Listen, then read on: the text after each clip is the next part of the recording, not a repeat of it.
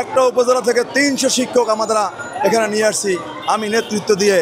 আমাদের দাবি শুধু একটাই, আমাদের এমপিভুক্ত বেসরকারি শিক্ষক যারা আছে আর সরকারি শিক্ষক অনেক বৈষম্য, পাহাড় সমতুল্য বৈষম্য, সেই দূর করার দাবি নিয়ে আমরা এখানে আসছি। দাবি হচ্ছে আমাদের সরকার বোনাস দেয় 25%, এখন দিচ্ছে 50%। আমাদের বাড়ি ভাড়া দেয় 1000 টাকা, আমাদের চিকিৎসা ভাতা নামে মাত্র 500 টাকা। আপনাদের মাধ্যমে সরকার বাহাদুর কাছে জানাতে চাই যে কোন দেশে একজন ডাক্তারের ফি কয় টাকা এবং ওষুধের ব্যবস্থার দাম কয় টাকা এবং যদি টেস্ট দেয় তার দাম কত টাকা এবং একজন ফ্যামিলিতে কতজন সদস্য থাকে এবং সেই সদস্যে 500 টাকা কীভাবে একটা পরিবার চলতে পারে। এবং বাংলাদেশে এমন কোনো জায়গা নাই যে 1000 টাকায় বাড়ি ভাড়া কোনো শিক্ষক থাকতে পারে।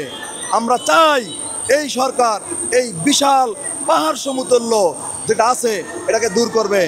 আমাদের গেল উপদেষ্টা, বিদায়ী উপদেষ্টা মহোদয় আমাদের প্রতিশ্রুতি দিয়েছিল, এই প্রতিশ্রুতি বর্তমান উপদেষ্টা শিক্ষা যিনি দায়িত্বে আছেন ওনার মধ্য দিয়ে সরকারের কাছে জানতে চাই যে আমাদের বিদায়ী উপদেষ্টা ভাষণ দিয়েছিলেন, যে প্রতিশ্রুতি দিয়েছিল সেটা বাস্তবায়ন হোক। এবং আমরা চাই সর্বশেষ এমপিভুক্ত জাতীয়করণ করার জন্য। শিক্ষকেরা আজকের অবহেলিত শিক্ষকদের ন্যূনতম মেডিকেল ভাতা 500 টাকা, যে 500 টাকা মানুষের গ্যাস্ট্রিকের ট্যাবলেটই হয় না একটা ফ্যামিলি, এবং মেডিকেল বাড়ি ভাড়া 1000 টাকা। আপনার 10টা কবুতর যদি রাখেন সেখানে 1000 টাকা দিয়ে রাখা যায় না। সুতরাং শিক্ষকদের অনার্স মাস্টার্স পাস করে 12,500 টাকা পায়, সেখান থেকে 10% কেটে রেখে দেয়। বাড়ি ভাড়া 6,000 টাকা দিলে তারা না খেয়ে পড়ে। কর্মচারীরা দেখিছে 2 দিন বন্ধ, তারা রিক্সা চালায়, তারা দিনমজুরি কাজ করে। এটা বাংলাদেশের জন্য দুঃখজনক এবং তীব্র নিবেদন জানাচ্ছি। মাননীয় আমাদের এখন যে বর্তমান সরকার আছে এটা আরও দীর্ঘদিন যদি থাকে আমাদের ভাগ্যের পরিবর্তন হতে পারে। এর কারণ হচ্ছে 17 বছরের পরও আমরা আমাদের 25 থেকে 50%। মাননীয় প্রধান উপদেষ্টা আমাদের এশিয়া মহাদেশে আমার মনে হয় কোনো দেশের নোবেল বিজয়ী প্রধান উপদেষ্টা নাই। সুতরাং এই নোবেল বিজয়ী উপদেষ্টা হাত বাংলাদেশের নিরাপদ ছাত্র জনতাকে আমরা স্যালুট জানাই। যে মানুষ কথা বলতো না, ছাত্র জনতার হাতে বাংলাদেশের নিরাপদ।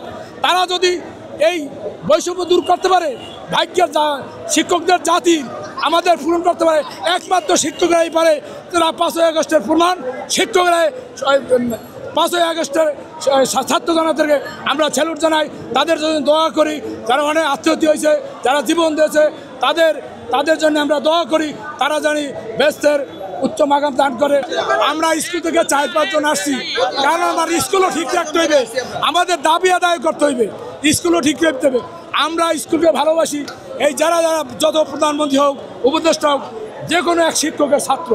সুতরাং সেই শিক্ষকদের কোন ধরনের এক্সপার্টি আর এই দেশে থাকতে পারে না। আমরা চাই এই দেশ আবার এরা থাকুক, এই ছাত্র জনতা আমাদের দাবি দাওয়া পূরণ করে আমরা ক্লাসে যাই। নতুবা বাংলাদেশে সমস্ত প্রতিষ্ঠানে তালা জ্বলবে এবং তালার দাম 400 টাকা দেয়, সেটা 800 টাকা হবে, কারণ তালা বাজারে পাওয়া যাবে না। আমরা সেই পরিস্থিতি।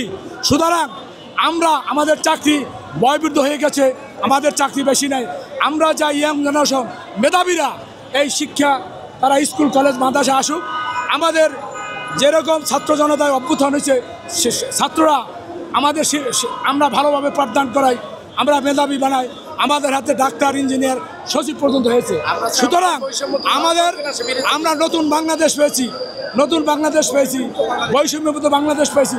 বৈষম্যমুক্ত আমার সোনার বাংলায় বৈষম্য ঠান নাই। এরা ছাত্র জনতার আমরা একত্রিত ঘোষণা। আমাদের দাবি দেওয়া পূরণ হলে আমরা মনের খুশিতে আনন্দে আমরা স্কুলে চলে যাই। আমরা 10টা থেকে 4টে পর্যন্ত ক্লাস করব। আমরা মানে শৃঙ্খলভাবে আন্দোলন করতে আছি। কারোর সাথে কোনো প্রশাসনের সাথে আমরা মারামারি হানাহানি করবো না, এই অঙ্গীকারবদ্ধ।